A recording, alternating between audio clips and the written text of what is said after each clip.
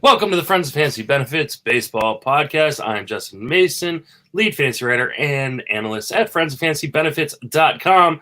Joining me on this episode is Mike Werner. Mike, how you doing?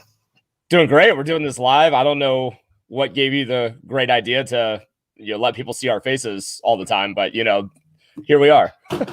Yeah, so we are doing this live. And hopefully people will come and join this stream.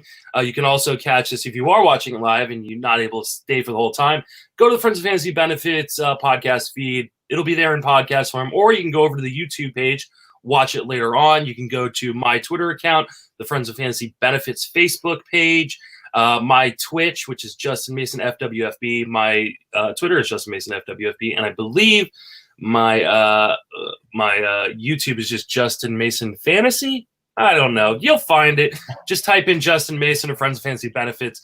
It will be there somewhere. So yeah, if you want to join us for future ones, I think we're going to try this out a little bit and see how it works. Maybe it works great. Maybe it doesn't. Matt Thompson will be joining us at some point if he ever can figure out how to get his fucking computer to work. But currently that is not an option. So Mike, want to remind people where you can be reached on social media?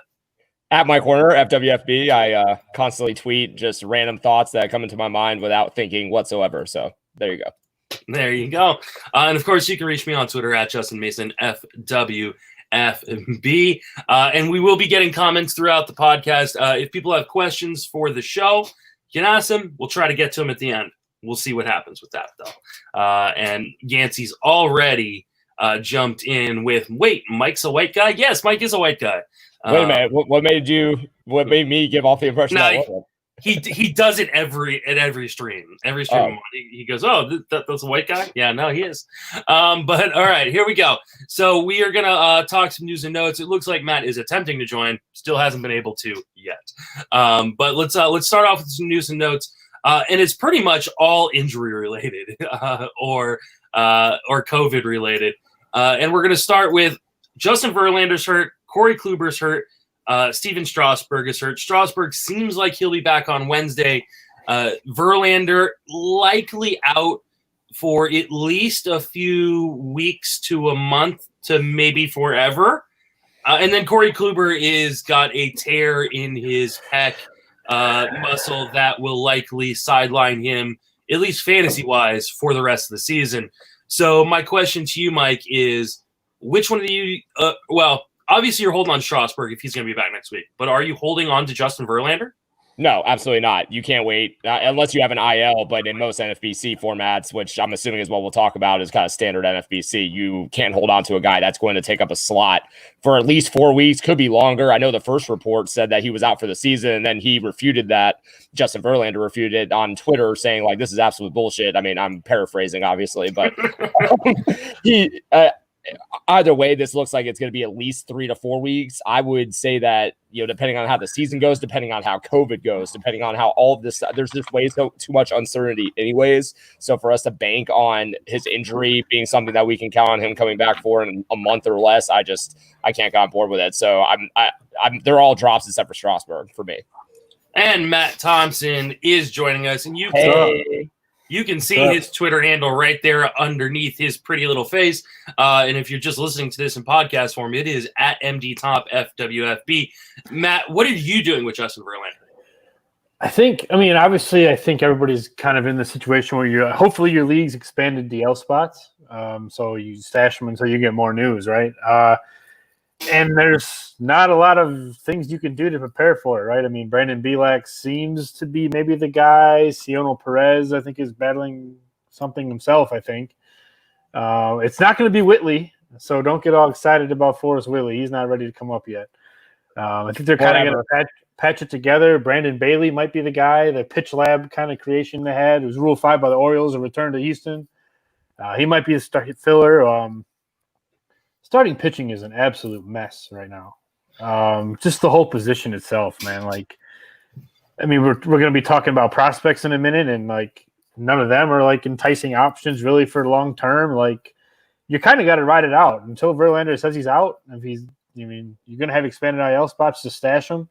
Hopefully, we see Strasburg soon. I think he's the more likely of the three to come back. So hopefully we see him soon. But you just have to hold it out, man. There's nothing you can do. Javier's interesting, isn't he? Christian Javier. Yeah, I like him too. I just don't think he's stretched out, which they kind of might take time, but a lot of guys aren't stretched out. I mean, even Glass now, who I thought was going to be somewhat stretched out tonight, he only went 4 innings. Less than 80 pitches. So I mean, what starter is stretched out at this point? Yeah, it's crazy. I guess there's no such thing as throwing on your own. I guess I don't know. It's nuts. What about, Matt? You said if you got IL spots, overly expanded IL spots. What if you're playing an NFBC, which has no IL? Yeah, then I think right now you could still hold them for another week or two, maybe get more information. I wouldn't cut them now, but cut. Not right now. I think Verlander's got enough upside. Which I if I was a betting man, I'd put all the money I have on that he's done for the year. But if he's not, you don't want to miss out. I mean, this is the type of year where 1 or 2 starts might make a huge difference. I think it really depends on your team makeup. If you are a guy who's holding on to Juan Soto, and another, maybe Mackenzie Gore, Marlins. Marlins. Like, for instance, in one of my main event teams, we picked up both Pablo Lopez and Eliza Hernandez. And it's like, oh, great. They went from being great 2-start options, getting the Orioles, to we can't start them this week because we don't even know when they're going to play. And that brings us to our next topic, which is COVID outbreak in Miami. Yeah. And I guess we can throw Cincinnati in there too, because while they're not necessarily calling it an outbreak in Cincinnati, it's clear that something's going on there as well. So how worried are you, Matt, that this is going to potentially shut down the MLB season? I don't think they're going to shut it down no matter what's going to happen. I think there's too much money invested for them to get this whole thing situated anyways. I pretty much feel like, now this sounds cynical of me, but I know how businesses work.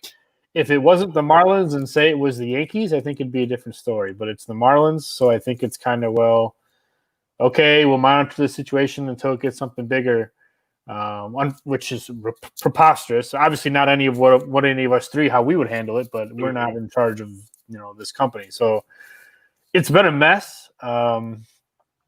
I just hope that they make some short-term rules for the Marlins as far as 40-man rules, because if you're really down 11 players is what the report said, right? Yeah. You have to assume they're all going to miss some time, right? Like at least minimum, a week just to get the couple of negatives and get back going. They're going to be DFAing guys, adding guys to 40-man, and having them churn and burn and make roster decisions that are going to haunt you for years down the line. So I kind of hope they give the Marlins hey, short-term fix. You can play these guys, add them to the 40, and then these few guys you can take off after a week or whatever. You know what I mean? Without losing them to waivers and stuff, because it's a mess with how the roster system works, and it could cause a lot of long-term problems for a team that's on the up and up with a lot of burgeoning guys at the AA and AAA levels, and now this happens. So you don't want that to screw up the whole franchise future. So that's my concern. So Mike, what are you doing with Marlins players right now? Are you dropping guys that obviously tested positive, your Jose Urenas, your Jorge Alfaros, your Garrett Coopers, and are you grabbing those prospects that you and I were kind of talking about earlier before we started going live that could have to come up? They may have wanted to wait a little bit on Monte Harrison or Sixto Sanchez. They may not have a choice but to bring these guys up to field a full team.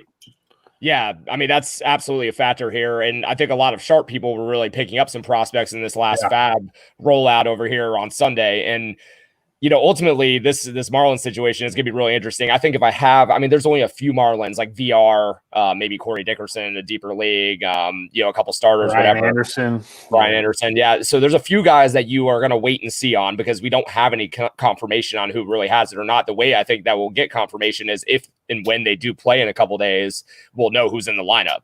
And you would assume that they're in the lineup that they haven't tested positive. I would hope. Until they do, right? I mean, yeah, man, this whole thing's a mess. But we warned this a couple of weeks ago when we had this chat, the three of us. But I think all three of them are ads. That probably kind of goes into our next topic or whatever. But all three of those guys in particular are ads. And I think like Matt said, this is going to be a clusterfuck of a situation of dropping guys, DFAing guys, adding other players. Mike Fultonowicz was just DFA'd for performance after night start against the Rays.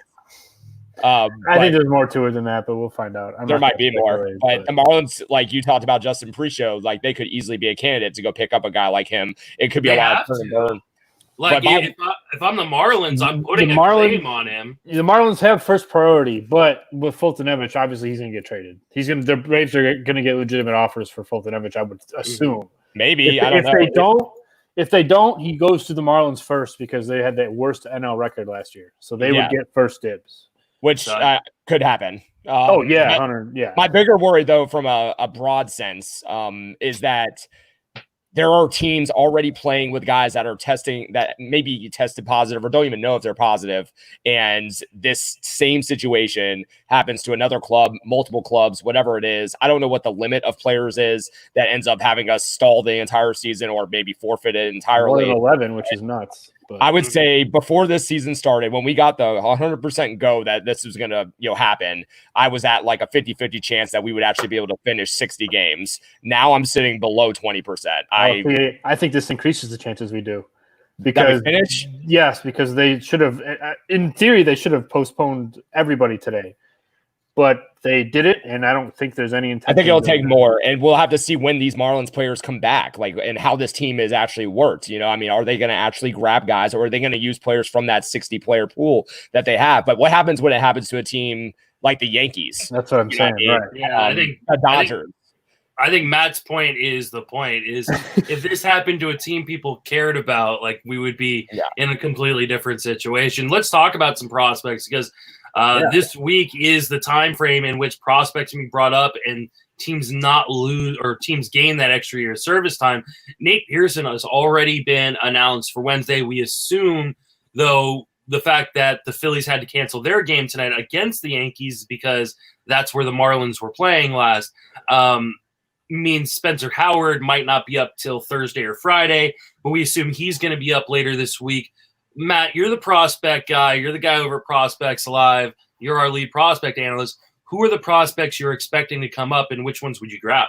Well, I mean, Nate Pearson that's not breaking news. I think it's been announced he's going to come up Wednesday. Did they say he's going to start, or did they say he's coming up? No, they said he's going to start on Wednesday. Okay. Well, I'm a little bit curious to see how they use him because if you're not familiar with the usage for Nate Pearson last year, I'm trying to pull up the numbers so I have exactly what it was. But he pretty much alternated 5-inning appearances and 2-inning appearances. I did not know that. Pretty much what he did for the Blues. I mean, that seems like a million years ago because it was last year, but that's what he did. So I don't – if you're expecting length out of Pearson, you're going to be sad, I think, because he's not going to be the savior to anybody's pitching staff. I kind of think he might fill that opener role because didn't Thomas Hatch start a game for them earlier this week? And then Anthony Kay backed him up. I think that's Pearson's spot right there. I think, I'm trying to pull – I got the game logs up right now for 2019. I'm trying to kill some time here. Yeah, 5 innings, 2 innings, 5 innings, 2 innings. He alternated pretty much every – and then toward the end of the season, the last month or so, they let him eat. He went 5, 6, 7, even 7 innings once. So, he's hopefully going to be a starter long term. I have a little bit questions about his ultimate role. Dylan Carlson is probably going to be up. Maybe not directly at a week, but I would say within the next 2 weeks. I hope he plays more than than I think he may initially. Spencer Howard, we know is coming up. Nick Madrigal probably. Even though Larry Garcia has been hitting the ball, so who knows? Casey Mize. I don't think we see Mize. Yeah, I can't imagine. I hope I'm wrong. What about Mackenzie Gore? I think Gore. We should have seen Gore already because with the way the Padres look like a good squad this year, so. Mm-hmm. He should be up already, but I would assume we see Gore as well. Brian Hayes maybe soon? I think Brian Hayes had an issue. He did have COVID. Yeah, he tested positive for COVID. So that would probably you're gonna see the prospects on competing teams. Teams like the Pirates, teams like the Orioles, Miami's being put in a situation where they may have to call these guys up because Monty they don't have Harrison, the Sixto Sanchez, Edward Cabrera. From Miami's a real interesting team to watch. I mean, maybe we see like all of them. Lou like and Diaz, Sanchez, Jazz Chisholm. Maybe we see all of them. Yeah, I mean, a lot of those guys are already on the 40, so it wouldn't be big move. But like, I think if you're looking for a lot of impact out of these guys, I really Madrigal's going to play every day when he's up. Dylan Carlson's going to play. I'm fairly certain every day. I think Edward Cabrera could be a high impact guy. Agreed. Agreed. He's not on the 40 man though. I don't think Sixto is. I think Cabrera is on the 40 man. I'll double check. I hope you're right on that. I think you are right because I actually prefer him to Sixto. Yeah, I do too. Cabrera has been a dark horse guy for me for the last year and a half or so, and everybody talks about Sixto because of the trade and everything. But I'm gonna check the 40 man real fast just to. But I mean, sure. we listed off 8, 9, 10 names there, and I don't really think any of them are going to be. Cabrera's on the 40 man. Yeah. Thank you. I don't think many of them are going to be that impactful for the rest of the year. I'm a low man on Madrigal. Gore definitely will be, I think. Say what do you say, Justin? Mackenzie Gore, you don't think he's impactful? I think Gore is the impact guy out of that group. But again, here's the thing. Yeah, and here's the thing with Gore too is the Padres have a really deep bullpen. And what we've seen so far, at least through the first go-around, is they're not letting guys go past 5. No, and Jace Tingler seems a very analytical guy, handpicked by GMs. So anytime a manager like that, they're going to be, So I assume Joe Adele will be up. Godwin is just, or whatever his name is. Brian Goodwin and Taylor Ward have split right field duties for them. Goodwin has looked just atrocious, and you run into outs on the ran him out of the base. Yeah. Just, unbelievable. We saw Adele AFL, and I kind of want to temper expectations a little bit as far as the hit tool goes. It might be a little raw. Yeah, it might be a little rough. I think a lot of people think. I mean, this is coming from me. I have him ranked top 5 fantasy prospects still. So, I mean, I'm not shitting on him completely, but like he's going to have 25% strikeout rate. I'm definitely confident in that. That's like automatic. We've seen people be productive about that, but he's going to be like riding the roller coaster. He's going to be ups and downs, and it's going to be, it's going to be tough. And Yancey's here, so not a prospect. Mike Werner, you're here. Nate Lowe, any chance? I don't know. Choi just hit a fucking run yesterday, and we need Choi to go away, and we need. I don't think Hernandez to go away. We need Choi's on my main event, one of my main event teams. We do not need him to go away. Well, for Danielle's sake, then I hope he stays. Yeah, my honest opinion is that we don't see Nate Lowe play much this entire year, barring something happening to Choi. Yeah, Devin Lux come up too. I like Tariq Skubal a lot. That's a guy we haven't mentioned yet. But he's on Detroit. They're not going. Why would they burn any service time this season? How long is I'm not like really up to date on the rules on that. Like, isn't it only like a week? I thought it was only a week, and then it doesn't burn anymore. Well, yeah, you're kind of right, but they'll start the clock regardless. Yeah, exactly. They could hold him down all year and then wait 3 weeks into next season, and they get him for another full season. They're not going to win anything this year, so why even start it? Yeah, that completely makes sense. I just assumed that it wasn't going to be as much of a penalty. Yeah, because I was reading a post from one of the excuse me for forgetting the name. It was one of the Royals blogs online, prospect blog. With Danielle, with Brady Singer. I know he got called. He didn't make the opening day roster, so they had Thursday and Friday. He didn't get service time for. He came up Saturday, got service time for Saturday.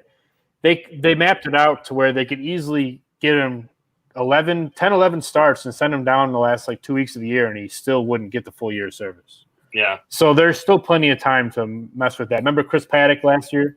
Yeah. Down over the All-Star break, and he I want to say he was just short a couple of days of full service, if I'm not mistaken. Yep. So, I mean, teams will do it. And then evidently there's no fear because the Toronto Blue Jays have been announcing since day one that they're holding Nate Pearson down for service time.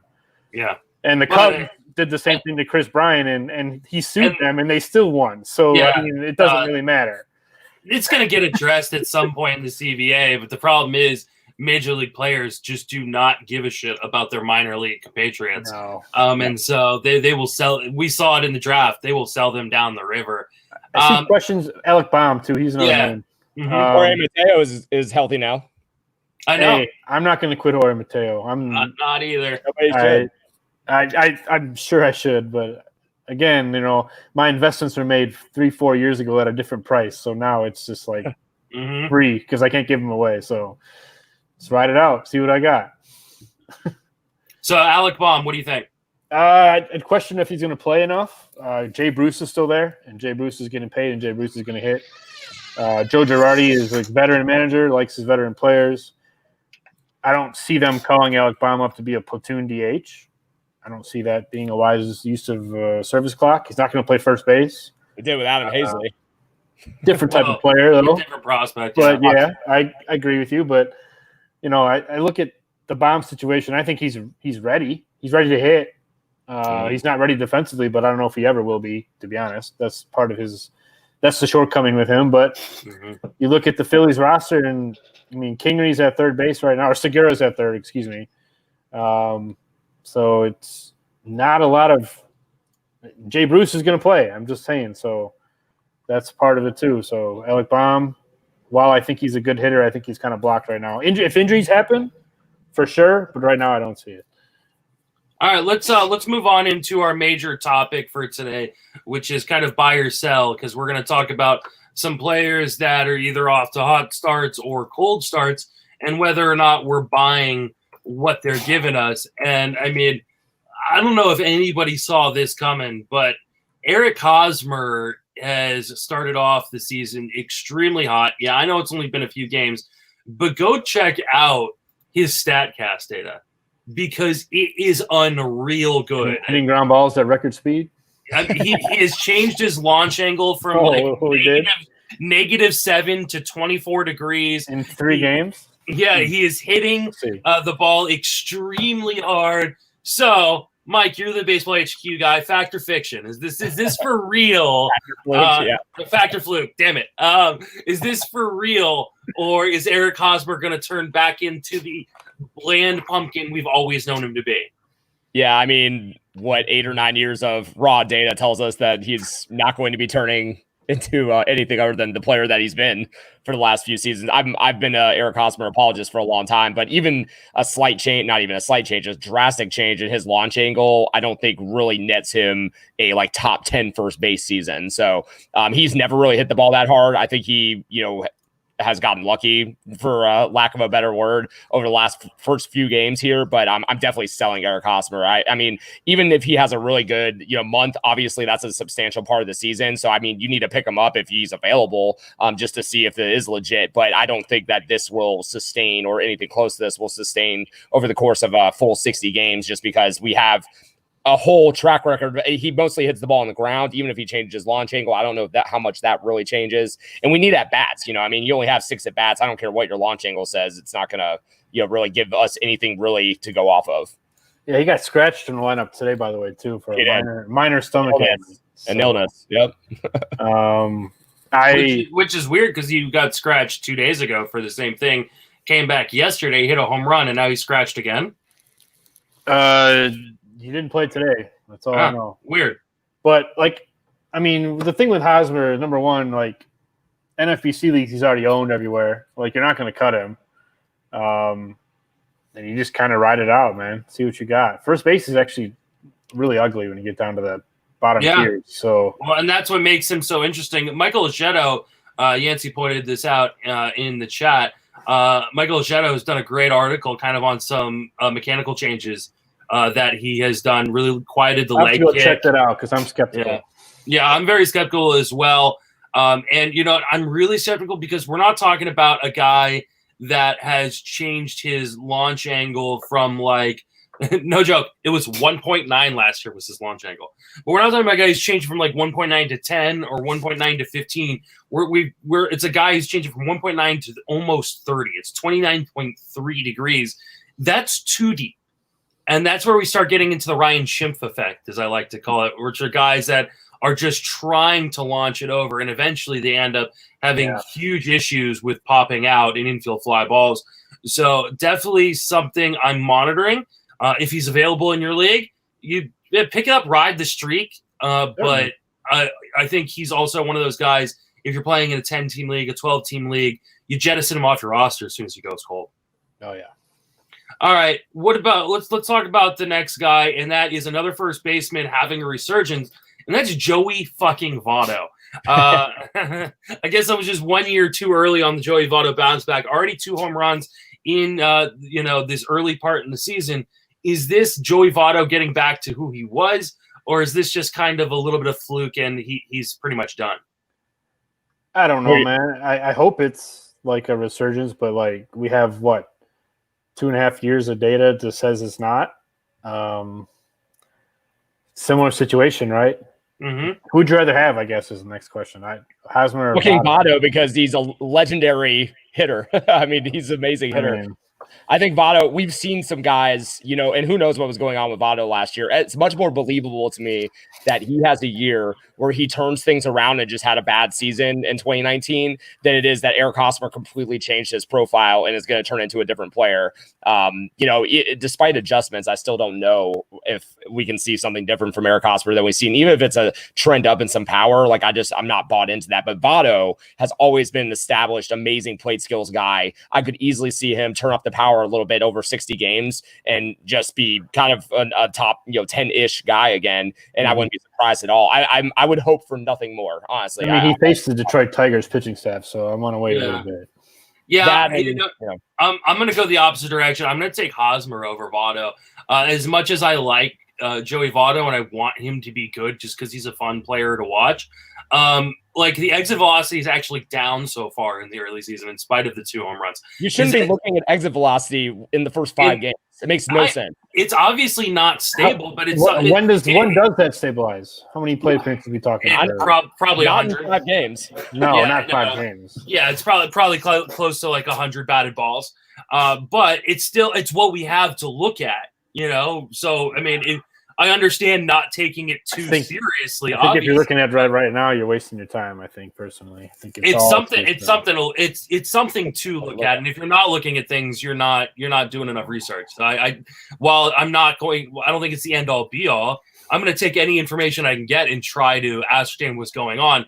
And we're seeing an early power surge from him. But like you said, going against the Detroit Tigers pitching staff, that first game against Boyd just did not have his ability to control the ball in or out of the zone. So I'm staying away from, Joey Votto too much. Again, pick him up, ride him while he's hot if you want. But ultimately, I don't buy that he's back yet. No. Still hits in the Central, though, all year. He does. Yeah. Good lineup around him, too. Good lineup, good parks. Oh, by the way, Josh Van Meterdy's been picked up all over the place because of whoever just went down. Yeah, Moustakis and Senzel.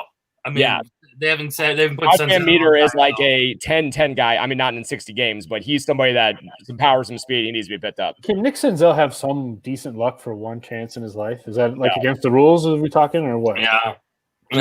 He should have just opted out in the short season and gotten healthy. I mean, he was healthy. I think he was hurt coming into the season. Yeah, he was. Oh, hurt. Well, you're right, because then the extended break was when he's going to come back healthy with the extra time off. That's right. Yeah, and that didn't work out. How'd that work for Verlander? Verlander's been healthy for a better part of a decade, except for the core injury he had. But he was injured in spring training. Like, don't get me wrong. Like, I'm not going to take the Dave McDonald victory lap. No, those are the worst. They are. But at the same time, he was injured in spring. Like this idea that and then people are like, well, it's an elbow, it's not a shoulder, it is hip.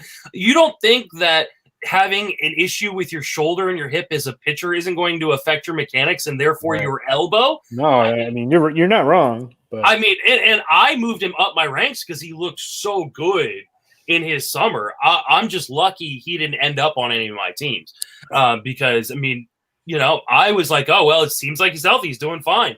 But I mean, this is one of the reasons why people were fading him. Yeah. Yeah. All right. And if you did, congratulations for you. And hopefully your other pitcher, fared well. If you drafted Walker Buehler instead, he hasn't even pitched yet either. So, I mean, yeah, cool. I did draft Walker Buehler instead. I get him pitching tomorrow, so I'm looking forward to it. All right, let's talk about a guy who hit 2 home runs today. I've been waiting for the Teoscar Hernandez breakout for what seems like forever. it feels like he's actually got a full-time role finally in Toronto this year, or Buffalo, or wherever they're going to be playing their home games. So Matt, like, is this the time to buy in on Teoscar Hernandez? I think so. Just let the man eat. Give him some playing time. I think they're upset. He's going to be a streaky player because of the plate skills, right? The strikeout rate. And he walks at was a 9.7 clip last year, which is improving. He's going the right direction. But again, he's OBP league. He's not much of an asset. He's the definition of an accumulator, right? Pretty much. Just let him play, let him eat, give him some playing time.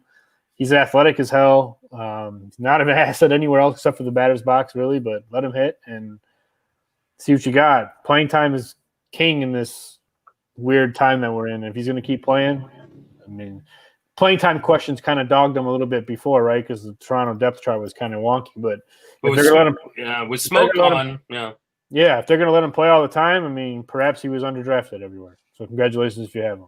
Yeah, I wish I had gotten him on more teams because I think this may finally be the year. Mike, are you buying in on Teoscar? I'm buying in on the power, but we've kind of seen the power the last couple of years. I also buy in on the improved walk rate, despite the fact that he hasn't walked yet this season. But the strikeouts are still there. I mean, he had a 4 strikeout game, a couple strikeouts another game. He struck out today, despite hitting 2 home runs off Anibal Sanchez. His other home run was off Trevor Richards, if that's anything. But I buy the power. I think that he is going to play all year, which obviously adds up, especially in the short player, season. but he's good for pain. But yeah, like you already said, Matt, pretty poor defensively. Doesn't really do much else. He will run a little bit. I could see him, stealing 1 to 4 bases in this short time. So if he ends up with like 8 to 10 home runs and like 2, 3, 4 steals, even if he has like a 230, 240 batting average, it's not going to kill you. So I'm kind of in, but I would definitely temper the batting average and stuff like that. Yeah, I think he kind of is who he is, but if he gets full-time playing time, like if he's one of those guys, like he gets hot and he's really feeling it, like he could hit 13, 14 home runs. Like we saw it today. I mean, he hit 2 solos. I mean, it would not be surprising to me to see him like really go off, if he, I mean, how much, worse is he than Aquino, who, went on that huge streak last August, before Very he. similar in a lot of ways. Yeah, exactly. Yeah. So, and Buffalo's going to play as a hitter's environment. He's going to play in a lot of those East parks, which are fairly nice to hit in. I do like Teoscar. So if he's available, and you can kind of, suffer through the batting average, because the batting average probably will be 240 or worse. Yep. Let's go ahead and let's move on. Talk about another hitter before we start getting to our pitchers. Tommy Pham, dude. Oh, boy. This is one that's going to hurt me because I've been a huge Tommy Pham guy for, pretty much his whole career. You have? I have. But I have. You have too, and Mike has as well. But I faded the hell out of him because of the Tommy John or the UCL tear. I was really worried about it. But right now, he leads Major League Baseball in stolen bases, and it ain't close. He's already got 4 in his first 3 games. Am I going to be kicking myself there, Mike, that I did not draft Tommy Pham? Yeah, you and me both. Absolutely. I did the same thing as you. And right now I feel really upset. I'm already upset that he left the Rays. I know Yancey, if he's still in the chat, can attest to that. And luckily today, Hunter Renfroe hit 2 home runs with like 4 RBI and made me feel a little bit better about it. But when you look at Pham, I mean, the only issues with him ever is health. His plate skills are going to attitude. Well, I love his attitude personally. I think that I do too, but other old white baseball people don't. Well, I don't give a shit. I'm sorry. I love that attitude. I love that he, is a no BS type of guy. He's a bulldog out there. He loves to just win. And when you look at like what he did last year monthly, there was 3 separate months that he went with 3 or 4 home runs and 4 or 5 steals, 3 separate months. And then another month he went 3 home runs, 5 steals, 5 home runs, 1 steal. And the Padres are going to let him run. If there's anything that I figured out in the first couple games is they're going to let him do whatever he wants out there. And mind you, that will come with some really stupid mistakes on the base pass, but we don't care as fantasy players.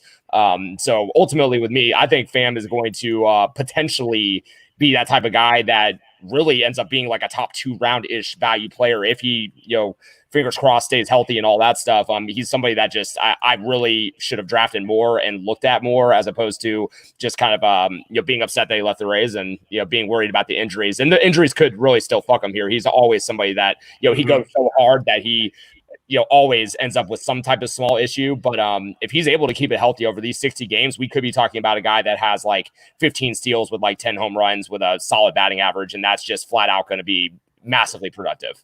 I love Tommy Pham. The guy has the biggest boulder on his shoulder of anybody, and he has everybody that doubts him. He's produced it everywhere he's been, every situation. The only thing that hurt him with the Cardinals is when he was young. He kept getting hurt, and then eyesight stuff, right? Yeah, and he had the eye issue, which seems to be behind him for now. I think it's something that might bother him later in life, but I think right now he's okay. He just kept getting hurt, and then the lack of the track record of health kind of allowed the Cardinals. Right? Wasn't he an older prospect when he came up? Yeah, I mean, he's 32 right now. I mean, so it gives you. So I mean, he kept getting hurt, couldn't establish himself, kept getting passed by guys like Stephen Piscotty and Grichuk, and he's clearly the better player, but just never really got the opportunity. And finally got the opportunity to play every day for 1 year in St. Louis and went off. And then he had a slow start, and they traded him to the Rays, and Mozeliak made some weird comments, kind of leaked a story about him, how he requested some weird exercise equipment that the Cardinals couldn't afford or something. Like, it's more than just on the field stuff. But, man, he's one of the most fun players to watch, too, just because he does everything. I miss him so much. When I watched him with the Padres the other night when he stole 2 bases, the first game he stole 2 bases. I was just like, God, I just miss. He gets that look in his eye, like he's about to wreck shit, and he does. Like it's weird to say it. I wouldn't be shocked at all if they took a poll around the MLB and he has like no friends, like or or that he's the most friendliest guy ever. Like everybody. Yeah, it's one or the other. You either love this guy or he. I wonder who sits next. Well, right now nobody sits next to nobody in the clubhouse, but I wonder what corner of the clubhouse he sits in. I bet the younger players or the older players. I have a feeling it's the younger players, even though he's kind of an older guy because of the way he plays.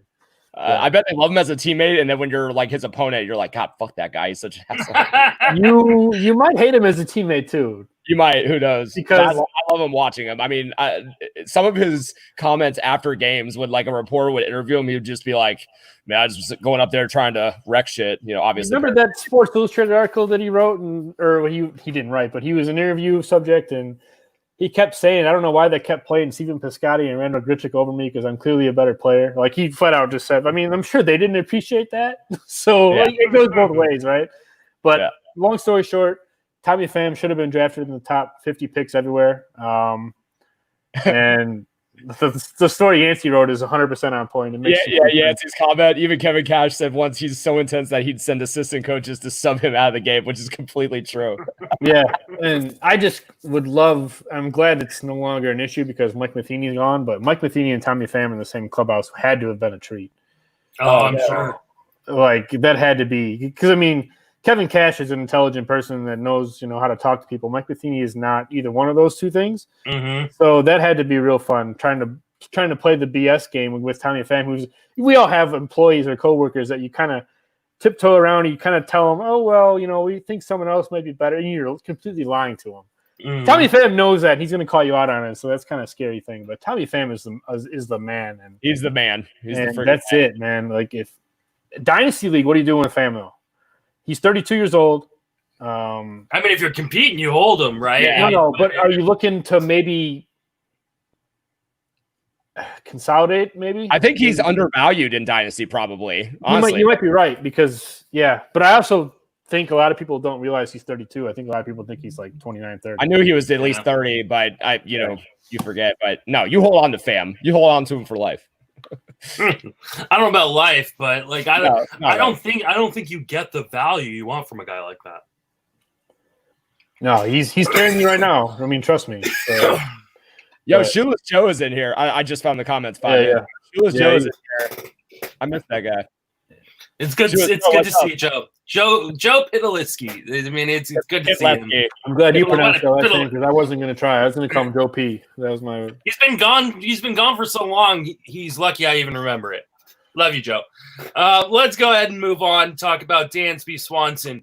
I just tweeted it out. Can you just admit that he's good and move on, so we don't have to deal with it? No, let me say my tweet, because my tweet was I saw your tweet. Taxes and people trolling me about Dansby Swanson because he started off the season hot before they disappear again when he sucks. So, Mike, is this the year?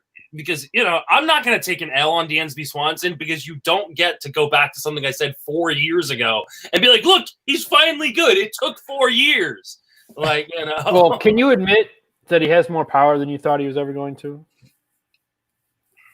I mean, no, because everybody has more power than I thought they were going to, because the ball's fucking juiced. Well, I mean. What? Jason Castro took Liam Hendricks deep the other night. Like this is not like anybody can go deep in today's Major League Baseball. Like his power is not prodigious or anything. Not Nick Madrigal. No, he's not Nick Madrigal. Nick Madrigal could hit the ball, go run and pick it up, and hit it twice before he hits it over the wall. So that's what what he's kind of doing. But Dansby is a legitimate player. He asked me, Matt. You just bulldoze in. I know, but I just get frustrated. No one's gonna troll you better than me and Mike, so don't let anybody forget that. Go ahead, Mike. I don't want to step on your toes. No, you're good. Give your Dansby take. Well, Dansby is fucking good. He's not a top 12 shortstop, but he's right in the next group, which is perfectly serviceable for fantasy. Is he, though? So, yeah. I mean, yeah, he is. Do you realize how deep shortstop is? Because top 12 is like Marcus Semien. Is he better than Marcus Semien? No, he's not. But Marcus Simeon's top 8. I don't think you're thinking about, like I said, how deep shortstop is. I'm going to bring up the NFBC ADP real quick, and I'll just give you a list, and you tell me. You're probably right. I'm not going to challenge you on this. You're probably right. I know I'm right. It's the whole Corey Seager argument. Corey Seager's a great player, but comparatively speaking to the field, Marcus Semien was the 13th shortstop off the board. 14th, Tim Anderson. Wow. You taking Tim Anderson, or are you taking Dansby Swanson? Give me a big Tim.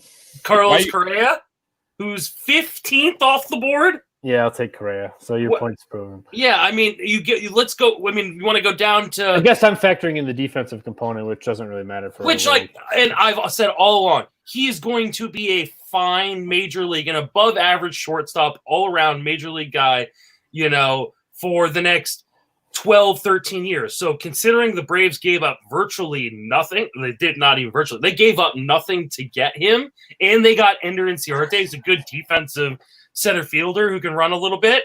It's great. But Paul DeJong went, he's the 20th shortstop off the board. Didi Gregorius, 23rd, right above Dansby Swanson at 24. You can't tell me he was underdrafted or anything. Didi Gregorius has the same amount of home runs this year as Dansby. Nobody's talking about him. I am. I love that guy. I know you are, but I like Didi. Didi got slept on a little bit. Hey, Justin, I think you're starting to crack a little bit because you're getting really angry about this. I think you're starting to feel. You're turning bright red, man. I think you're starting to feel the Dansby breakout, and you're getting a little bit anxious. You're shedding. No, I'm not. That's the thing. It happens every year. I get trolled in the first few weeks of the season because Dansby starts off hot, and then he either gets hurt or he just goes back to straight up sucking. And people are here's what you should do: is you'll 100% look like an asshole when you do it, but screenshot all these, and then 2 months or so, just start posting these screenshots of Dansby Swanson stuff. You'll 100% get called an asshole, but I mean, I'm not gonna screenshot and save anything. But ultimately, it's just so. I mean, it's the same stuff with the injury stuff for the main event. People are still tagging me. Oh, my team looks like a Justin Mason team. You motherfuckers! I've got 2 teams in the top 2 or 3. Don't say it out loud. Of each of my main events, and nobody's injured. Actually, that's not true because I did stream 2 fucking Marlins. I tried to save you, but you went too far. Yeah. Whatever. As far as at least my take on Dansby, so last year he was going to eventually have a breakout year, but unfortunately he got injured and that kind of derailed it. Obviously, it's in your point, Justin, that he either gets injured or just starts off hot and then kind of fizzles. But he's healthy now. He's looked great. I mean, I watched him tonight, thoroughly because he was facing the Rays, and I mean, he hit a shot off Tyler Glasnow to dead center, over the wall. I mean, it was a no doubt shot. And he's a pretty solid hitter. I think that he has a little bit of speed. I think the power in a full year could be like upwards. Baseball, the forecaster had him as an upside target of 25 home runs, and I think that that's like fair in a top season for him. Somewhere in the 25 home run range is absolutely attainable. He hits in a pretty solid lineup. Like I think if he stays healthy this year, for 60 games, we could potentially see double-digit home runs somewhere in that vicinity, maybe a little bit more, and then 5 stolen bases or so. With the batting average is kind of the big question mark with me on Dansby. I could see him putting up a 270 batting average season. I could see him once again be like a 240 250 hitter or something somewhere in there. But if he ends up with like a 270 average and 8 to 10 home runs and 3 to 5 steals, I mean, at pick 240 250, that's solid. It doesn't matter if the position's deep. I don't have a problem with Dansby Swanson. He, like you said, he could go 10-3 this year with like a 260 batting average and be like, hey, that was fine.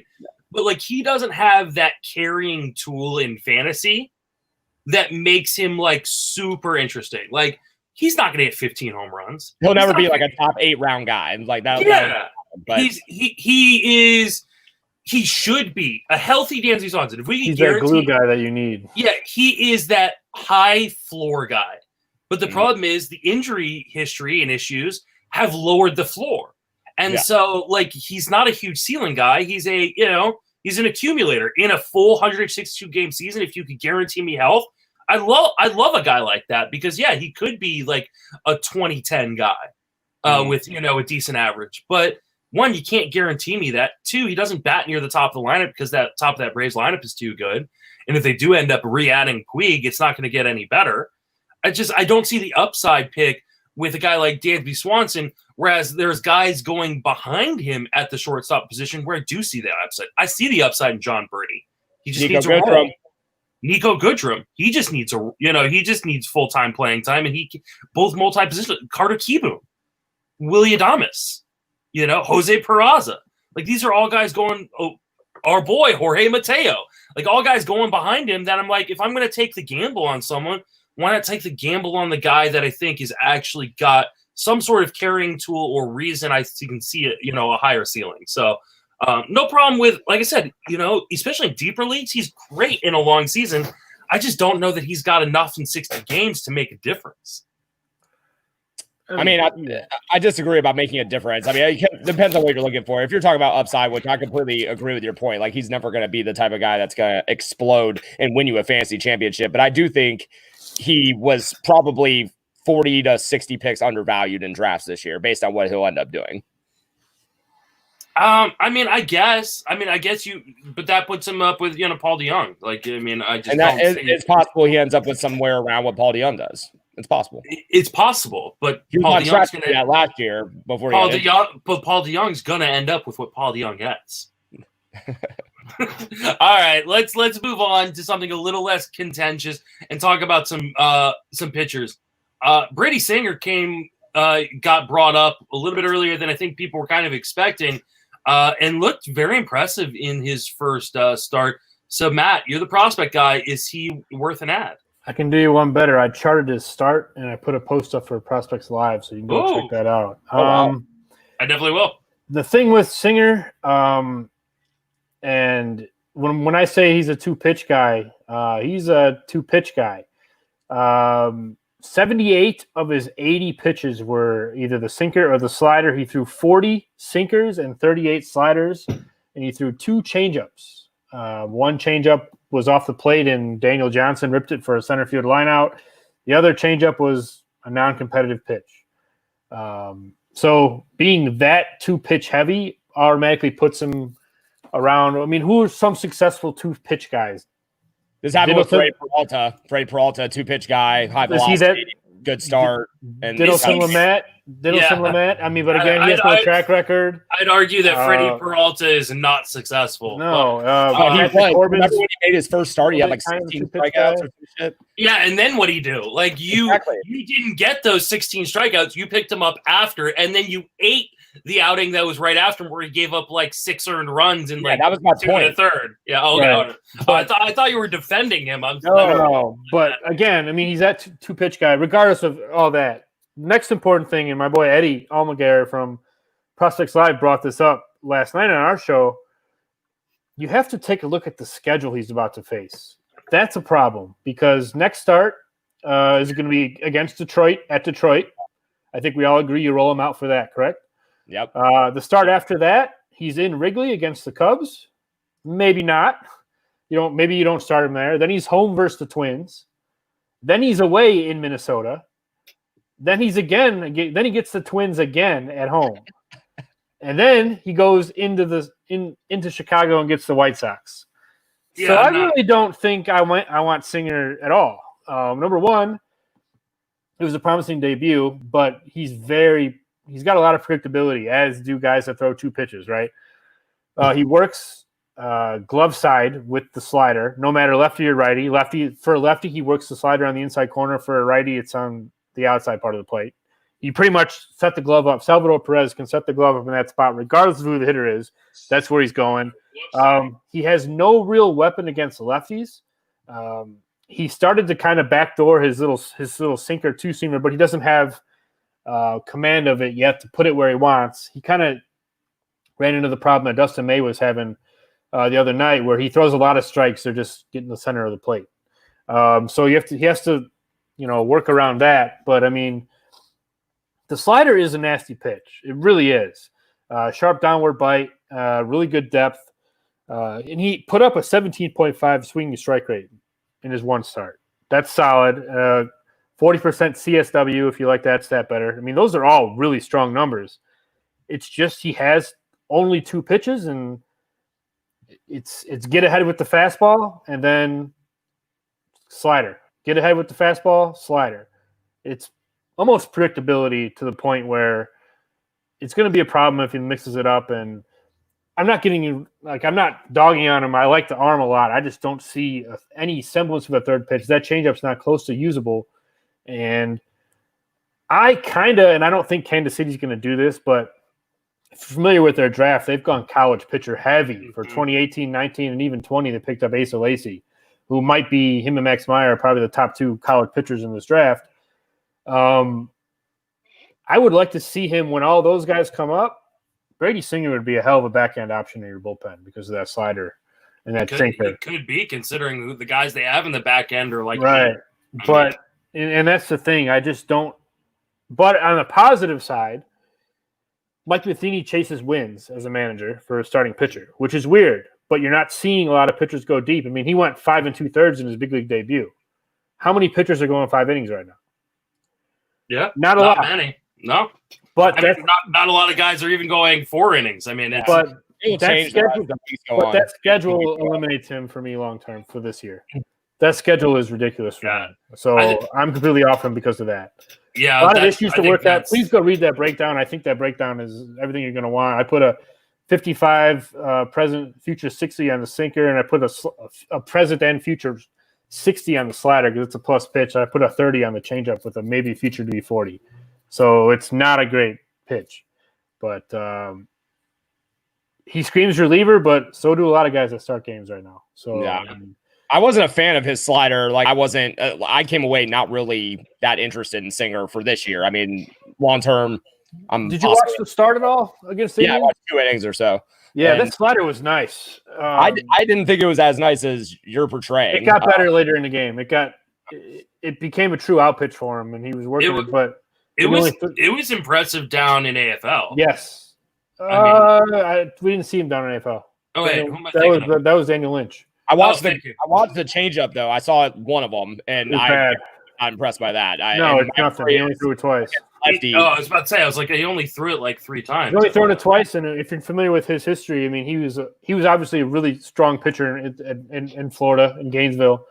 He's been tinkering with the changeup grip multiple seasons. I think he's on like his 4th or 5th iteration of a grip for that pitch.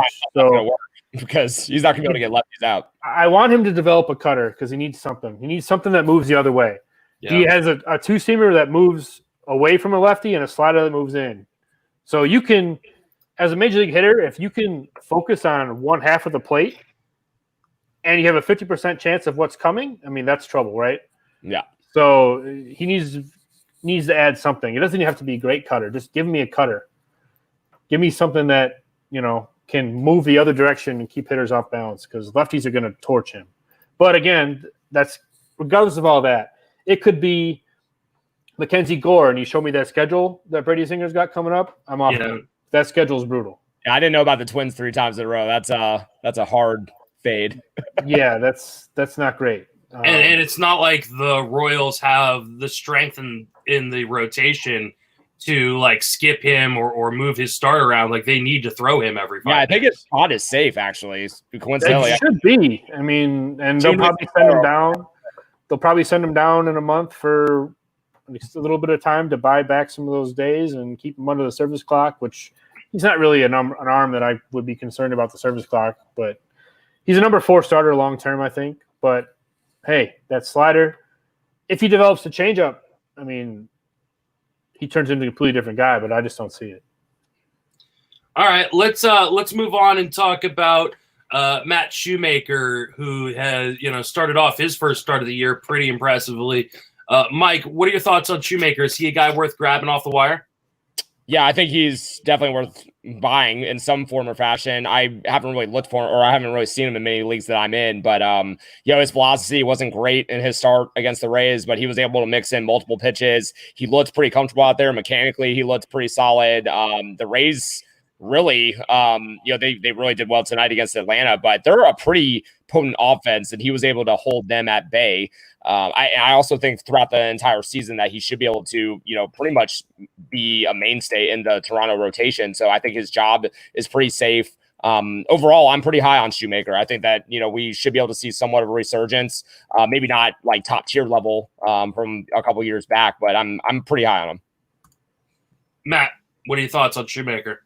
Yeah, I like Shoemaker, and he's dealt with, if anybody's dealt with fluky things in their life, it's Matt Shoemaker. Didn't he get hit in the head with a line drive? Yeah. He was having a great start. Yeah, like line drive. Yeah.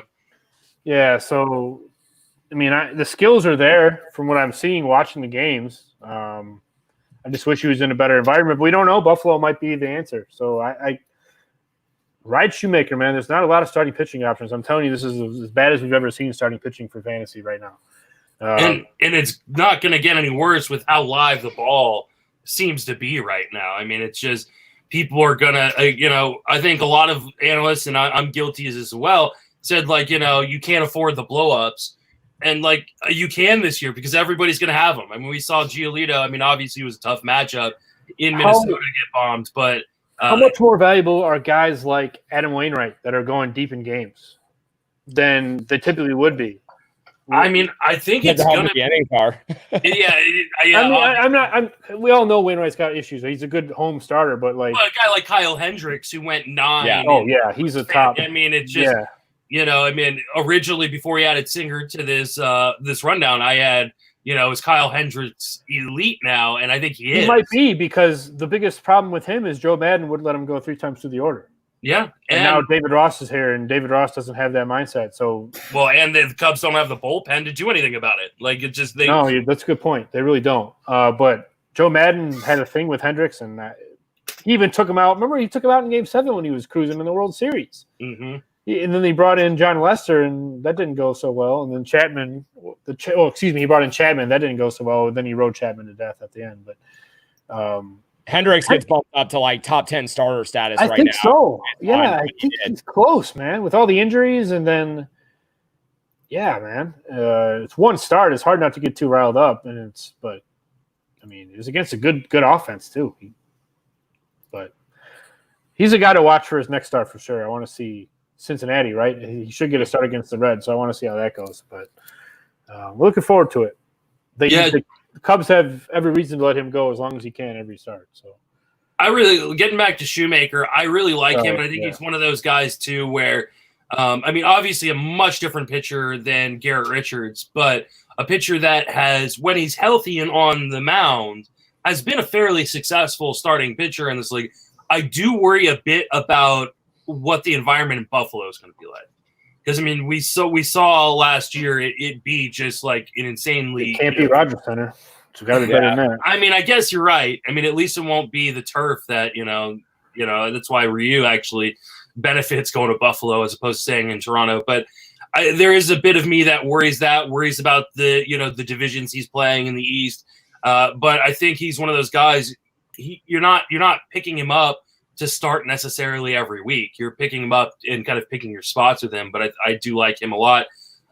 This is the time right now where if you are watching live, you should put a question in the chat because we'll answer fantasy baseball question, please. Yeah, fantasy baseball question, not about what Mike's smoking or what. I mean, if you want to ask personal questions, go ahead. I might not answer it, but we'll exactly. But now's the time. So, because we got a few more pitchers to cover, and then if we got a little bit of time, I haven't seen Justin. Have you seen a couple of questions about Sean Alexander? Have you seen anything? Yeah, well, let's talk about that right now because I haven't seen him, so I'm kind of off of it. Trevor Gott has picked up 2 saves in a row for my San Francisco Giants after Tyler Rogers was absolutely shellacked in his first game of the season. It seems like he's gone from being kind of the favorite guy to an afterthought. And the question is Gott the answer or Sean Anderson? Anderson was the guy I thought back in January and February was the guy. Like I thought he was going to be the closer. He's on all of my draft champions teams. He looks absolutely nasty right now. I mean, he's just filthy and really controlling his stuff, which for him is a big issue. It's making sure he can control his pitches within the zone, and he's doing it right now. Now, I think Trevor Gott is the guy for right now, but what we've seen from Gabe Kapler in the past is he doesn't like to just stick with a guy. It didn't matter that Hector Neris was clearly the right reliever for the ninth inning in Philadelphia. He went away from him as much as he could until he didn't have any other options. So I think that Anderson will get some shots to close. But one, as much as I hate to say it, I don't think the Giants are going to win a ton of games. I'm lumping this closing situation in with the Orioles and the Royals. I really don't care. It's one of those situations where, like, you get these guys cheap. You get them cheap off Fab, sure, why not? You're in an NL only, sure, why not? But, like, I'm not breaking the bank for any Giants reliever. Are you going to risk your ratios for 3 saves? Yeah, I mean, I think Sean Anderson will give you good ratios. No, sure, but I'm just saying in theory, like, I think this is the year where you draft the skills, the role, not the skills, but at the same time, like, I don't want Wade Davis. I don't want – this is guys you just flat out don't want. And this is why when we were talking about draft stuff, like I was paying the price for the closers I wanted. I would have paid for Chapman. I would have got burned, but I would have done that. Well, we don't know if you're going to get burned. If he's back, later this week, and reportedly he's had 1 clean COVID test and should be back soon, he's going to be fine. The question is, when do we get that? I mean, obviously you can get burned by any closer, but I want closers on good teams with good skills. Those are the ones I'm going to pay for. We got a question about Austin Riley. I think. What do you think of his fantasy value? I think. Hold on. Let's finish up this topic real quick. My fault. And 2, then let's finish up the other topics, and we'll jump into those ones in the chat. Because someone did actually ask a question. Rank these potential closer fill-ins in Bass, Holland, Birdie, Kim, and Wade Davis. I think the actual right answer is none of the above. But if you're in this situation, Mike, who would you want out of that group? Oh, God. Is there more? The last thing I saw about Giles was that he had a forearm strain. Do we know? They put him on the IL. But is there anything more? Like anything more serious? I'll double check, but I've not seen. I know he was supposed to go get an MRI today, but I don't think they've released the results of it. So, assuming that Giles is coming back, we will assume that he will come back in we'll say 3 weeks to be safe. I will put them as probably Kim, then probably Davis, Birdie, Bass, Holland. Matt? And I might go Bass in front of Birdie, honestly, because Bass might be able to get more wins or more saves in that amount of time in 3 weeks than Birdie gets all year. Kim, first of all, I'm not married to any of these guys. Kim, Holland, Bass, Birdie, Davis. Yeah, give me Bass, Kim, Holland, Birdie, Davis, and did I forget someone? I didn't. Okay, I think Ken Giles is probably done for the year. Like that's my fear, and so it's hard to say because if he's not, then he is a top 10 to 12 closer in my opinion. The only reason I didn't get him on either of my main event teams or my OC teams was just pure being unlucky. He just went earlier than I was ready to grab him, and I missed out on that portion of the run. I really liked Ken Giles coming into this season, and especially when we got the shortened season, I liked him even more because you look at that that bullpen in Toronto, and it's atrocious. No, Bass is the guy. Bass is the guy. Yeah. I think he's cemented in that role, and I don't think he moves. Watch out for Dolis. I think Dolis might be a candidate. I don't think he's trash, but I'm not. He came over from Asia, so I think he's a different pitcher than what we saw when he was in kind of an up and down guy. So Bass, it's not close. He might be, but I mean, we're talking probably 4 or 5 saves anyways, so it is what it is. But my question, right? Probably Bass. I don't know how Holland can't be last because Mike Matheny trusts him, man. No. Ian Kennedy is now pitching the 6th and 7th inning. Trevor Rosenthal, Mike Matheny's previous boyfriend, is pitching the 8th, and then Greg Holland is now pitching the 9th. My argument is that I think Wade Davis is kind of cemented in the role. I don't think he moves, regardless of how he goes. No, he doesn't. Staying in. I really think that he's going to end up with the role all year long. Holland has been so bad the last couple of years that he's been released like multiple times at this point. Regardless of what Matheny thinks. You're underestimating. You're underestimating Mike Matheny because he brought him there. Him and Rosenthal both went there on minor league deals. Do you not think there was a reason why they went there on minor league deals? No, I get why. I knew that there was a relationship, but I'm just saying that at some point performance plays a role here. And Greg Holland is a surefire, like somebody that's going to give up 5 runs like 3 times in a row. Mike Matheny stuck his neck out for the Cardinals to sign Greg Holland and burn a draft pick. Yeah, and that worked out real well. Right. I'm just telling you, he needs that guy in the 9th that's done it before. He can't live without that. On the same token, let's talk about one of the guys we just kind of briefly glossed over, and that's Wade Davis, who coming into tonight, I don't know if that's changed yet. He was tied for the lead in saves in the National League and Major League Baseball. Is Wade Davis good again, and is he going to keep this role there, Matt? Can the answer to those questions be not the same? Because no and yes. Okay. I just don't trust Wade Davis. He was so bad in last year that I just don't see. He's got to be hurt or something. I mean, he walked over 6 guys per 9 innings last year. He had an ERA of 8.6. His underlying metrics say it should have been around 5.5 to 5.8, but still, that's not great. So no, Wade Davis is a guy. I'm not going to risk my ratios for the 6-7 saves I get the rest of the way. I'm just not going to do it. Mike, I'm of the opinion that he is better than the 5.8 xFIP he had. Oh, sure, but I mean, cool. Yeah. And unfortunately, Baseball HQ isn't loading right now. The site's down. I don't know what's going on. That's like, I'm actually worried that the end of the world is approaching us right now if Baseball HQ is down.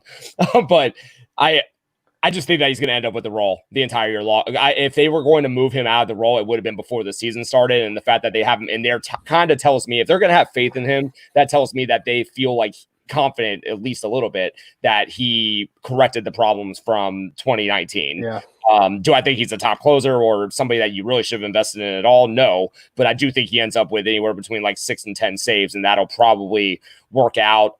He still has multiple pitches that move pretty well. I haven't seen him this season, but I based on past performance and based on the way he looked last year, even in a terrible season, I think that he's worth at least a few saves. And who knows, maybe he ends up kind of going back down to like a 4-ish ERA, and that'll that would be helpful if he ends up with a decent amount of saves. So fastball velocity is down 1.5 miles from last year right now. All In right. 2 innings, but whatever. Yeah, I mean, and here's the thing that we haven't talked about yet, and I mean, let's first and foremost put out the caveat that it does not seem like anybody in the Rockies organization has any clue what they're fucking doing. Okay, so about anything, like it is a really, really poorly run franchise. They're the Washington football team of the end. Yeah, of baseball. Tapia playing DH was an abomination. I still am honestly, my jaw dropped. I was driving home from work and I turned on the game in my car and I was like, why the fuck is Rafael or whatever Tapia playing fucking DH? Raimel Tapia playing DH. It makes no sense to me. Garrett Hampson is going to continue to get screwed. It's just, there's literally no rhyme or reason to it. Matt Kemp is getting, pinch hit opportunities. I have no idea what's happening. Hey, hit homer. But here's why I bring that up. Greg Holland has an option in his contract. It moves from a mutual option to a player option for $15 million if he closes, I believe it's 8 games this year. Talking about Wade Davis? Yeah, Wade Davis. And why on earth would they even give him a guy? I don't understand. Like, what are you doing? You do not want to pay. Like, you just released a bunch of your relief pitchers that you signed 3-4 years ago to absurdly stupid deals because it didn't work out. You really want to give Wade Davis $15 million next year? This is their strategy. I don't understand what they're doing. They're trying to be bad. That's why they keep on not playing Garrett Hampson and throwing Raimel Tapia and DH, that they're bad enough to where they don't have to pay him and they can still let him keep the closer role. Can they just trade Nolan Arenado and start from scratch? Oh God, just don't do it this season because he's on one of my main event teams and one of my OC teams. So, all right, let's take some watcher questions, and they're not listener questions because these are people watching, I guess. People who are watching the stream live. You can come and watch our stream live next week. We record probably around 10 p.m. Eastern, 7 p.m. Pacific. And we'll, if people seem to keep liking these, we'll do it. So, someone did mention Austin Riley and what his fantasy value is right now. So, Matt, what do you think? He's the ultimate streaky guy, right? Again, we point to these high strikeout guys, and you just got to let him ride it out. If he's eating right now, let him eat. Play him. Mm-hmm. He should be in the lineup this week. He should be in the lineup next week, barring complete disaster this week. He's going to play. Unless they sign Puig again once Puig's COVID-free. Right. But if Riley's producing, I don't see why you really need to do that. But they need to lengthen that lineup. Either way, even with Riley. I like Riley for what he is. I mean, he's obviously not what he Fabageddon last year. That's not the type of player we're talking about. But, why not? The dude over a full season could hit 25 home runs easy. So he can give you 8 to 10 right now in 50 games. I mean, the epitome of Austin Riley is exactly what he's doing right now. He hit that towering home run the other night, but he's also hitting 143 on the season. That is Austin Riley, Yeah, but it gives nice power source. If you can, much like Teoscar, if you can absorb the average hit, then by all means. And I mean, he's gonna gain third base eligibility back here very, very soon. He's already played. Today? Right? Today was his 4th game. So in most leagues, I think they've dropped it to 4-game eligibility, so that should do it. Mike, are you buying in on Austin Riley? I think you definitely, if he's available, I think you definitely need to pick him up. He's kind of like Teoscar Hernandez. He's somebody that could easily hit double-digit home runs. Probably, definitely is not going to have a good batting average. Lineup position and playing time / role could change with Riley. I think that's where the massive risk comes because if Puig does come to Atlanta, then there's a scenario where he ends up not playing as much, and so I think the more risky scenario with Riley versus somebody like Hernandez is just the playing time possibility going down. He's also not that great defensively like Hernandez, so they're kind of alike in a lot of ways. But I'd rather have somebody mention Edward Olivares. I'd rather have Olivares because he is super interesting. What are your thoughts on Olivares? What's that? I think he's going to be a short side platoon guy. Yeah, that's my impression. At least for right now. Daily League's good, but yeah, and he misplayed a ball in the outfield really, really bad. Now he lost it in the sun, but it cost him 2 runs today. That's the one he dove for and it went off his arm, right? Yeah, and I mean he should have gotten it. I mean that's unfortunately I think he just misplayed it because he lost in the sun. But that kind of stuff, like managers are going to have short leashes with guys. They're not going to, especially a team like San Diego, which is trying to compete so that way AJ Preller can save his job this year. They want with an expanded playoffs. San Diego needs to be in it, otherwise Preller's getting fired. So I don't know that they can run him out there if he continues to make mistakes, but I think he's a really interesting guy, and if he can carve out full-time playing time, I want him. I picked him up in one main event league, and I picked him up in NL Tout. So I do believe in the talent, and I think that's largely the reason they traded Franchi Cordero, but he's also got to produce at the same time.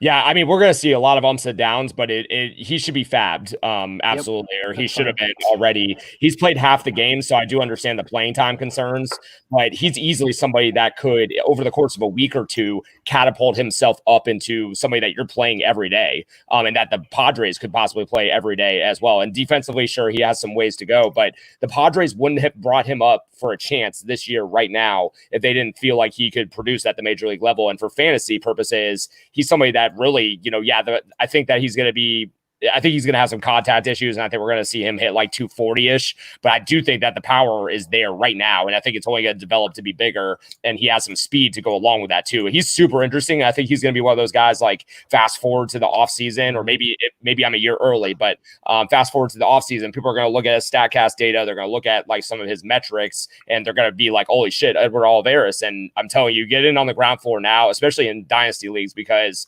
there's a lot of talent with him, and I think he's probably going to be something that we're talking about a lot as the season goes on, and definitely next year. Hits the ball hard, has power and speed. What else do you want? Yeah, exactly. Yeah, I just worry that they keep him in a platoon role, which would obviously not be very good for his overall value. I was going to say, I think the Padres are a team that could bring up a bunch of guys, but they only have one guy in their 30-man, taxi squad, whatever they're calling it now, that is on the 40-man, and that's a catcher in Luis Torrens. So they may not bring up a bunch of hitters. They may just bring up pitchers off of their 40-man. They're going to have a roster crunch here in about 2 or 3 years. Yeah. So they're going to be a team to watch as far as... It's a good thing Preller likes to trade, so... Yeah, they're going to have to. And then they go out and, get Jorge Mateo and guys like him that are out of options that kind of clog up roster spots. Mateo is a perfect pinch runner, by the way. I think this whole extra innings thing where they put a guy on second is absolutely absurd. But isn't it the last batted out, right? That's on second base? No, it could be a pinch runner too. Oh, though. That's so stupid.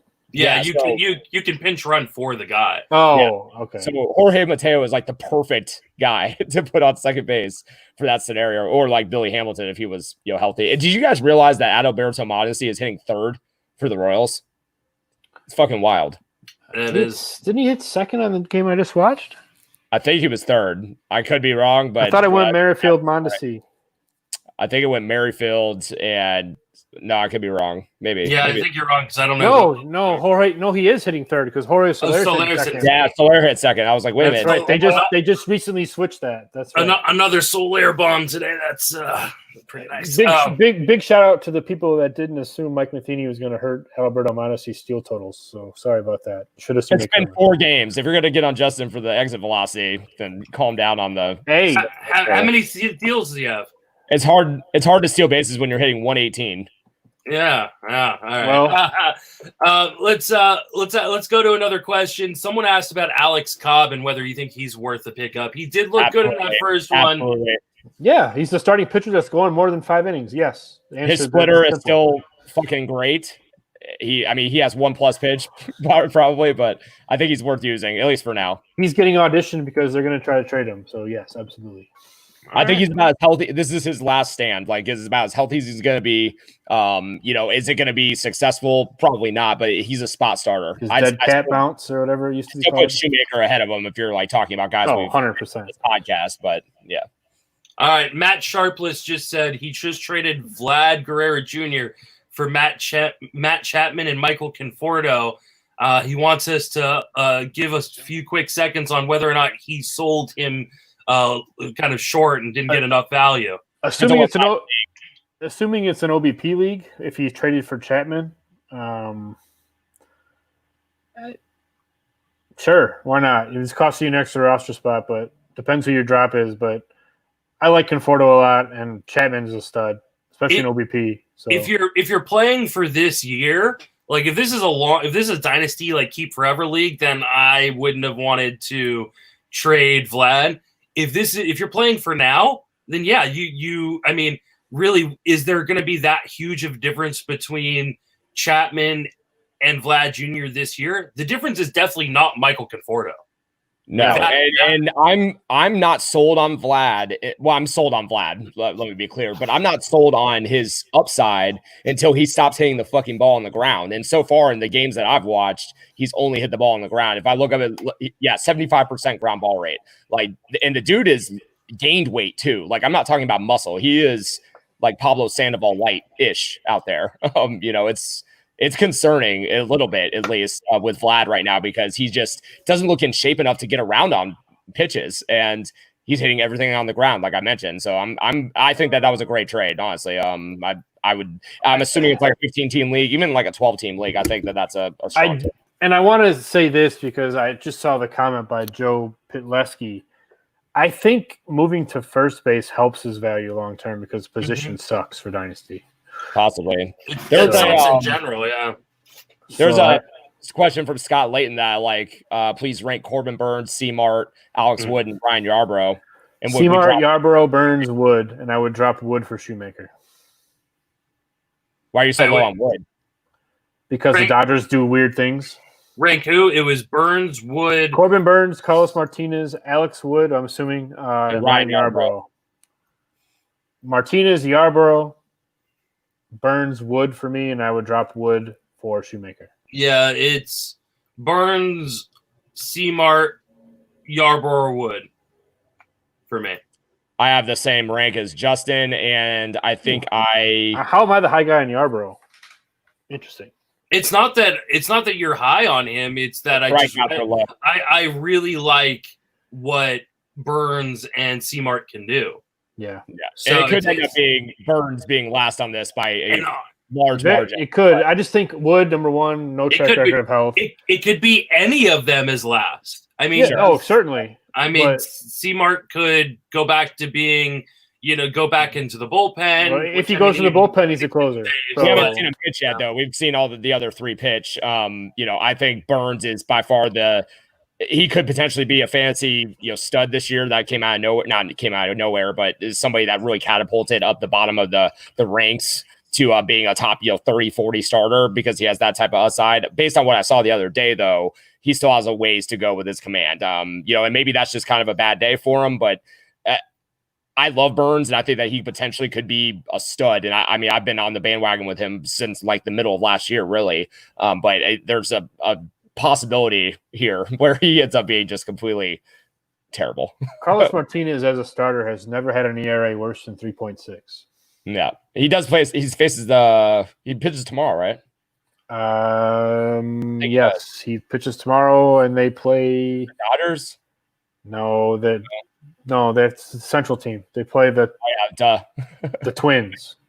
Yeah, I knew it was a tough matchup. Play the Twins. But I wouldn't drop any of them for Shoemaker. Not right now. I could be that could I'll be drop Wood. I wouldn't yet. I drop Wood for Shoemaker, but I mean, I also think while the Dodgers do like to play games, it's hard to play games when you don't have the depth that you used to have. So the fact that Kershaw is on the IL, Dustin May now moves into the rotation. That bullpen isn't super strong. Gonsolin isn't up because he was late to camp with COVID. I don't know that they have the ability to play the games. Now, that being said, he had moments in that start against the Giants where he looked fantastic and moments where he could not find the zone at all. I think he'll be fine. Yeah, I just worry. I mean, I worry about the health, too, is a big thing for him. Next and maybe final question. We'll see. Depends on how many more we want to do. Are you buying Michael Wacha's start today? Yes. I picked him up and streamed him in the main event. against Boston, and I'm pretty sure they've got a nice cake matchup later on this week. Was the main reason. But yeah, I am buying it. The velocity was up almost 2 miles an hour from his fastball velocity last year. He looked really, really good in the summer camp games. Yeah, I think I'm buying. And I mean, his spot in the rotation is set because of all their issues. So I really like Michael Wacha as a guy you can kind of pick up and play matchups with and roll out. The changeup was dancing today. That's his money pitch. Yep. He doesn't really have a breaking ball. He's a fastball changeup cutter guy. Cardinals, he had a little rough up and down bullpen and rotation the last year, and he's battled some shoulder injuries. He might be a big beneficiary of this extended break that we've had. So he comes out fresh, and ride Michael Wacha. I think that's a very good late round grab, and you nailed it because the Mets are talking about starting David Peterson maybe this week, so they have no rotation depth right now. Yeah, I think that's probably the most beneficial thing for Wacha is that his rotation spot is just 100%, and I don't think that moves in any way. So, I mean, Wacha's shown some success. Maybe he's able to kind of generate some more in this short season. I'm not completely sold, though. I mean, he's going to have to do a lot to really turn me around on him, but, All right. Well, that's going to wrap us up for this episode, going almost an hour and a half. I think that is good. Come back next week. We'll take more listener questions or watcher questions, I guess, as they're called. So this is our first one. So we got a few, but I'm sure we'll get more next week, and we'll dive into some more topics. Matt, you wrote that great article over at Prospects Live, but what else you got going on? As the call-ups come out, any starting pitcher that comes up, we're going to try to do it the same way. Analyze the start. I think we get a lot of use out of that. We got some nifty graphics in there. If you want to see what I'm talking about with Singer, it's pretty obvious. You pick the pattern up right away on how he attacks hitters. I think that's more valuable than telling me what he did in the minors. We'll give you a video on the start, analyze the start, break it down. We've done it in the past for Corbin Martin, Griffin Canning last year, and somebody else. And we'll probably do it again for Nate Pearson. So look for that one next week. It might not be me. It might be Ralph that writes that one up. But, Prospects Live, we have our if you guys like Dynasty Prospects, our top 500 Dynasty Prospects list was submitted. So we're getting all those calculated and put together. Myself, Eddie, and Ralph are each submitted our own top 500 list. Smada's going to work his magic, accumulate it all, and we're going to spit out a master list here. It should be in the next couple of days. So Fantasy 500 prospect list. And last but not least, moment of silence for Mitch Keller's prospect eligibility because I don't have to rank him anymore. Thank you. Where would you have ranked him? He was number 46 before I erased him off my Excel file. It was the greatest. 46? That's low. Yeah, it's not low. He's a pitcher. He's a pitcher. All my pitchers are low. I have no pitchers in the top 20 except for Gore. There you go. Mike, what are you working on? Where can you be reached? At Mike Werner, FWFB. I put out my first matchups column for the year today, which was a breath of fresh air. God, I pray for you. It's rough this year to do that. It was. Usually we need to submit the day before, and let's just say it was a tough time. And then the first thing this morning, I wake up and find out Pablo Lopez isn't pitching. So that was a really strong. And then at least you didn't have to replace it. So. Yeah, I mean, we knew it was going to be an issue. And I mean, actually, as the daily matchups column has gone on over the last few years with the opener and all these types of long relievers pitching, it's been kind of a clusterfuck anyways. But it was really nice to be able to get to do that. Did you just put TBD for? Oh, I guess the Giants weren't playing today, so you didn't have to do anything. Then. No. You have to rank which 3 or 4 inning appearance do I want? It's rare. It's rare that we actually do that because even if something happens last minute, they'll change some stuff up or whatever. But either way, it got back to some normalcy, and then we got put into a whole world of questions. Yeah. All hell broke loose. You can reach me on Twitter at Justin Mason FWFB. If you are listening to this later and you want to go and watch the live stream of it, you can do that over on YouTube or my Twitch, which is Justin Mason FWFB. It'll still be on my Twitter, which is at Justin Mason FWFB. On the Friends of Fantasy Benefits Facebook page. And like I said, my YouTube, which I think is Justin Mason Fantasy. And like I said, we're going to keep doing these. You can read all my written work is over at Fangraphs, where I'm writing 12 articles a week right now. So really kind of just working way too much. But a bunch of daily content, Monday, Tuesday, Wednesday, and Friday. I write 2 daily pieces, kind of a news and notes, and then a DFS piece over there. And then on the weekends, you get my Who's on First, What's on Second article, which are fab and kind of weekly planner articles for the upcoming week and the next week after that. That's the What's on Second. So yeah, definitely go check all those out. Obviously, hear me on Sleeper on the Bus, this podcast, and the TGFBI podcast. That will wrap us up for this episode. For Mike, Matt, and myself, thank you for listening and watching, and have a fantastic baseball season.